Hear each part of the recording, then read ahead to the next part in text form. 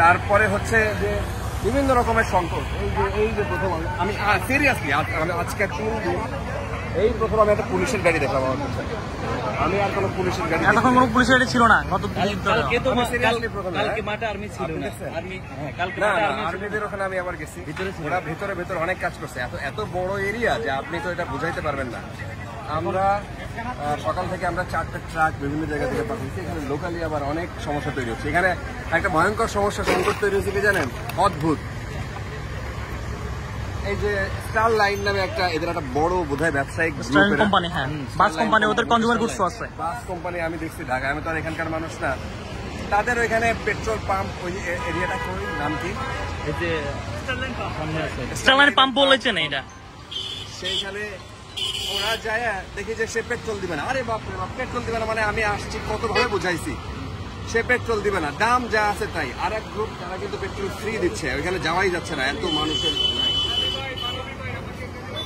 আচ্ছা আসতেছি তো আমরা এই ম্যানেজমেন্ট গুলো মানে আপনাদের হাতে পায়ে ধরে রিক্সা ভাড়া রিক্সাই পাওয়া যাচ্ছে। রিক্সা ভাড়া যেখানে 20 টাকা ও বলছে 200 টাকা সমস্ত জিনিস। আপনি এখানে পুরা ফেনী শহরে এখন কোনো ডিম নাই। আপনার কিন্তু ঢাকা চট্টগ্রাম পুরো রাস্তা বন্ধ হয়ে গেছে, কোনো সাপ্লাই চেইন নাই প্রত্যেকটা জায়গায়, আর কোনো হোটেল নাই। যারা আসতেছে কালকে এই জায়গায় আমাদের 3টা ট্রাক ছিল, এই জায়গায় আমরা মানে 3 জন উপরে ঘুমাইছে, 3 জন ট্রাকের নিচে। বৃষ্টি নামছে সকালবেলায়, ওরা এসে নিচে ঘুমাইছে। আমরা কিন্তু 4 দিন পর আমাদের যারা ইয়ে ছিল ও বেড়ে গেছে, ও ভাত খাইছে। হ্যাঁ, তো বিষয়টা এত সহজ না, মানে অনেক স্যাক্রিফাইস করতে হয়েছে। এখানে সবচেয়ে বড় সমস্যা ছিল নেটওয়ার্ক নাই। নেটওয়ার্ক না থাকার কারণে আমরা 1000 খানেকের বেশি রিকোয়েস্ট পাইছি আমার আত্মীয় ছিলেন। এখন ওইখানে 2 জন দাঁড়া আছে, ওই যে সাংবাদিক, ওর বাসায় এখন নতুন করে আবার পানি উঠতেছে হচ্ছে দাগন ভুইয়ার দিকে। পানি কমতেছে এক জায়গায়, এই যে সংকটগুলা বুঝছেন, এইটা মানে চারিদিক নানান সংকট। এই সময় মানুষের মধ্যে যে লোভটা, সেটা আমরা দেখে আসলে অবাক হই।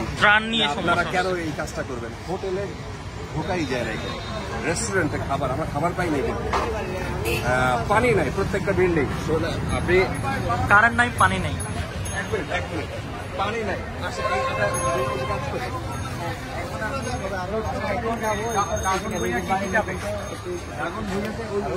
আমার এখানে গাড়ি আসছে, আমার এখানে পানি পয়সা যাবে 100 লিটার পানি যাবে, 100 বোতল, 100 বোতল, 100 ওকে। আর 100 প্যাকেট যাবে, 100 বোতল যাবে, দুধ যাবে, দুধ দিয়ে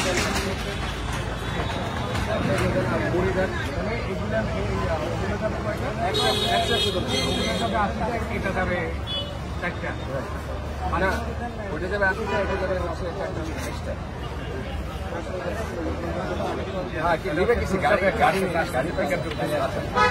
আচ্ছা, আমি যেটা বলতেছিলাম যে আপনার এইখানে যে এই যে লোভের যে ব্যাপারটা তৈরি হয়েছে, এটা ছাড়া যাইতো না ভাই। প্রত্যেকটা মানুষ এফেক্টেড। কিভাবে কি হয়েছে? আপনার পয়সা আছে, ফেনীর মানুষ অনেক পয়সাওয়ালা। বাংলাদেশের সবথেকে ধনী জেলাগুলোর একটা হচ্ছে, মানে ধনী যদি 3টা জেলা বলেন, আমার মনে হয় একটা হচ্ছে ফেনী।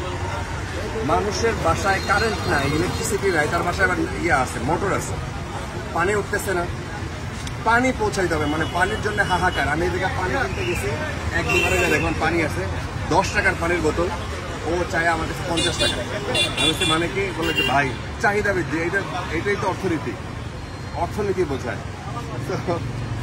মানে মানে কথা বলার কোনো ভাষা নাই। বাচ্চাদের 15 টাকার চিপস 20 টাকা 25 টাকা করে সেল করতেছে, বাচ্চাদের চিপস, নরমাল চিপস। তো এইটা হচ্ছে অর্থনৈতিক জায়গায় চলে গেছে। অনেকে আপনারা কোথায় গেছেন রেস্কিউ করার জন্য? আমাদের প্রথম দিন থেকে আমরা আজকে 4 দিন হইল এখানে, আমি আসছি 3 দিন। আমাদের আরেক টিম হচ্ছে আগের দিন থেকে ছিল। আমাদের এই দাগন ভুইয়ার দিকে যাবে, দাগন ভুইয়ার দিকে এখন প্রচুর পানি উঠতেছে। আমরা এদিকে বাকিটা মোটামুটি রেস্কিউ করার জন্য ট্রাক আমরা যা পাচ্ছি আর কি। অনেক ভাড়া টাড়া, অনেক খবর পাইছি যে এমন জায়গায় আছে ত্রাণ যায় নাই, অনেক জায়গায় আছে। ট্রাকটা পেছন থেকে ঢোকা, ট্রাকটা পেছন দিয়ে আছে। নাম্বার কোনটা আছে? আমি নাম্বারটা দিয়ে দিচ্ছি। আমি তো নিজেই নতুন নাম্বার দিচ্ছি।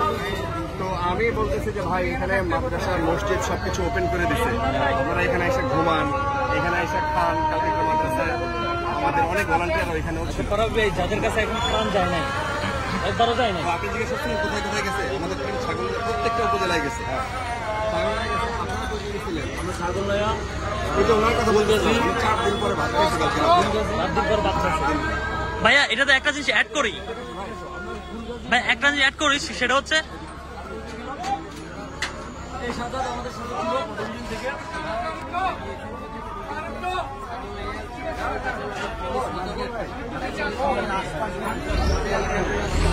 আমি একটা জিনিস বলতেছিলাম, সবাই সবার জায়গা থেকে এইভাবে আগায় আসতে হবে। সবাই আগে সিন্ডিকেটটা তৈরি হয়েছে, আপনি 10 টাকার পানি 50 টাকা ব্যবসার সুযোগ পাই, অথচ আমরা প্রত্যেকে এসে ইটলাকে নিচে বৃষ্টি নামছে সকালবেলায়। আপনি জানেন যে মানুষের বাসায় পানি নাই, তারা অনেকের বৃষ্টি নামছে, একটা রহমত তৈরি হয়েছে, খাইছে অনেকের পানি নেই। ওই এটা বলতেছিলাম প্রত্যেকের বাসায় বাসায় মোটর আছে, এখন মোটর দিয়ে তো কারেন্ট নেই, আপনার জেনারেটর কয়দিন ধরে চালাবেন, জেনারেটর নেই। লোকাল স্টারলাইন কোম্পানি এই ভদ্রলোকের পাম্পে গেছে, সে তেল দিবেন, আরে ভাই তেল আছে তেল দিবেন। তখন আমি বলছি যে ভাই যে মদটা তৈরি হয়েছে আপনার যদি এরা এসে ভাঙচুর করে আপনি কিছু করতে পারবেন? মানে ভয়ঙ্কর একটা নৈরাজ্যকর পরিস্থিতি, আরো বড় সংকট তৈরি হয়েছে। এখনো যারা কাজ করতে আসছে তারা দেখছে অনেকে হোটেলে গেছে কিন্তু খাবার পায় নাই, অবশ্যই মানে তাদের কি ব্যবস্থা করা? ভাই এখানে অনেকে হুজুরে চলে আসছে, বোঝেন ঢাকা থেকে, এখানে আসার পরে সংকট তৈরি হয়েছে, তার খাবার নেই, তার হচ্ছে থাকার জায়গা নেই, তার ইলেকট্রিসিটি নাই, কারেন্ট নাই, এখানে পানি নাই, এখানে ডিম পর্যন্ত নাই যে সে এটা ভাইজে খাবে। একটা ডিম 50 টাকা, মানুষের বাসায় একটা ডিম 50 টাকা। কালকে জোর করে এক ভাই বাসায় নিয়ে গেছে, আমরা দেখতে আসে, যারা দেখি তার বাথরুমে পানি নেই, সে 800 টাকা দিয়ে 4 বোতল পানি কিনে আনছে, সেই পানি দিয়ে সে 4 দিন ধরে তার কারেন্ট নাই। তো হুজুরে চলে আসতেছে। ভাইয়া আরেকটা জিনিস, যারা ত্রাণ নিয়ে আসতেছে, বিভিন্ন বোট নিয়ে আসতেছে, ওনারা দেখা যায় 30 জন, একটা বোটে ওনারা 18-20 জনের একটা টিম নিয়ে আসতেছে। তখন কি হচ্ছে, যারা রেস্কিউ করবে ওনাদের টিম থাকবে নাকি রেস্কিউ করবে, এইটা একটু ভাইয়া বলে দেন। এটা খুবই বাজে সমস্যা হচ্ছে। আপনারা দিচ্ছেন না, কিন্তু যারা আসতে কালকেও দেখলাম যে অনেকে এরকম অবস্থা। লোকাল কাউকে যদি না নিয়ে যায় ওদেরকে রেস্কিউ করা সম্ভব না।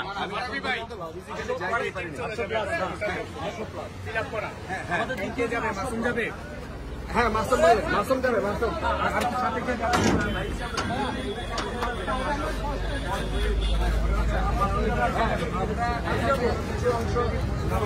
এখানে আমাদের প্যাকেটের বাইরে কিছু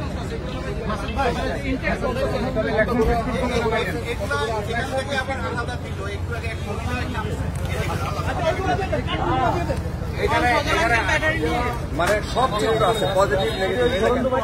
ফরেস্ট ডিপার্টমেন্টের কর্মচারী কর্মকর্তারা তাদের নিজস্ব তহবিল থেকে, এটা কিন্তু বাংলাদেশ ফরেস্ট অ্যাসোসিয়েশন যারা মাঠ পর্যায়ে কাজ করে আর কি, তারা তাদের নিজেদের উদ্যোগে এটা নিয়ে আসছে। অনেকে এখানে সকাল থেকে আমরা ট্রাকের পর ট্রাক পাঠাইছি।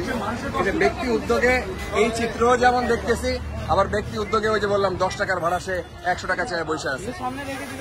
তো এই জায়গায় আমার মনে হয় আপনাদেরকে একটু মানবিক হওয়া দরকার, বিশেষ করে এই সময়টাতে মানুষ আসলেই কষ্টে আছে। এই মুহূর্তে পানি বাঁচাইতে হবে প্রচুর পরিমাণে।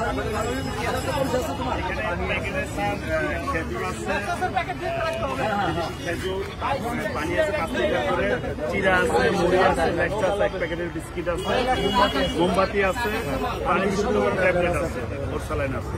আচ্ছা পানি কত লিটার করে দিচ্ছেন?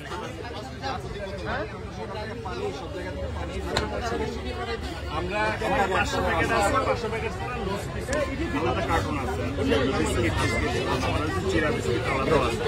আমরা অভিনন্দন জানাই, আপনাদেরকে ধন্যবাদ জানাই, কৃতজ্ঞতা জানাই। এই মানুষ, আমরা কালকে প্রচুর পরিমাণে অসহায় মানুষ, এইখানেও ডাকাতির মতো অবস্থা। তবে রাস্তাঘাট খুব অনিরাপদ, রাস্তা দিয়ে আসার মতো কোনো পরিবেশ নাই, অনেক মানুষ রাস্তা ঢেলে দিয়ে চলে যাচ্ছে।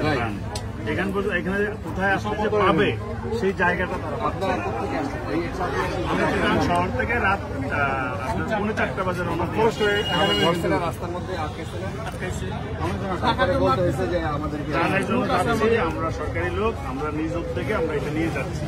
তো আপনি চাইলে এইটাও সংকট। আমরাও যখন 3 দিন আগে গাড়ি নিয়ে আসতেছিলাম শুধুমাত্র এই রেস্কিউ টিম ছাড়া আর কাউকে অ্যালাউ করতেছিল না। তো আপনি চাইলেই আবার সম্ভব হচ্ছে না। এই সংকটগুলো সবাই মাথায় নিয়ে তারপরে আগাই যাবে। আচ্ছা, এখন আমরা এখান থেকে চলে যাচ্ছি রাহুল ভুইয়ার দিকে একটা অংশ যাব, ওইখানে এখন পানি বাড়তেছে। আর একটা অংশ হচ্ছে আমাদের সোনাগাজীর দিকে যাবো একটু পরে। মনোর ভাই, আমি জাস্ট একটা মিনিট, আপনি জরুরি কিছু থাকলে বলে ফেলেন। আমরা নিজেও জানি না দেখতে হবে আসলে নতুন নাম্বার এখানে বাংলাদেশ আমি আপনাকে লক দিচ্ছি। আর এখানে কোনো নেটওয়ার্ক নেই, এখানে সবচেয়ে বড় সমস্যা। এখানে আমরা লোকালি আবার রাতের বেলা বিরোধ করছি। আর ফারাবি ভাই, যারা ঢাকা থেকে আসবে তারা যেন লাকসাম হয়ে সোনামুড়ি দিয়ে আসে, তাহলে ওই দিক দিয়ে রাস্তাটা ক্লিয়ার আছে, ওইদিকে পানিও নাই, রাস্তাটা ক্লিয়ার। লাকসাম হয়ে সোনামুড়ি দিয়ে। কলাতুলি আমরা যাচ্ছি, অবশ্যই আপনারা একটু এই যে সামনে হ্যাঁ, ডেফিনেটলি।